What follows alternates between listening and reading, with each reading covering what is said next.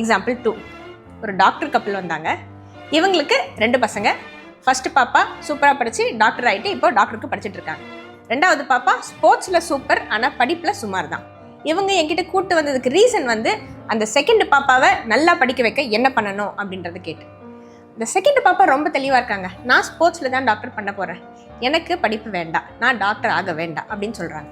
So இப்படி இருக்கும்போது இந்த பேரண்ட்ஸோட எக்ஸ்பெக்டேஷனையும் ரியாலிட்டியும் நம்ம எப்படி மீட் பண்ண வைக்கிறது? இங்கே தாங்க ப்ரொஃபஷனல்ஸ் எங்களோட வேலை.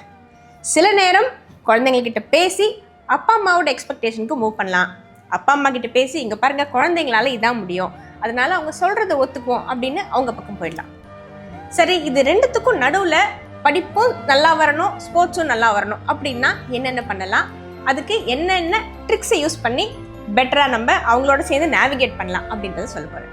Every parent want there expectation to meet reality தாங்க. கிட்ஸுக்கும் அதே தான், அவங்களோட எக்ஸ்பெக்டேஷன் அவங்களோட ரியாலிட்டியும் ஒன்றா இருக்கணும்.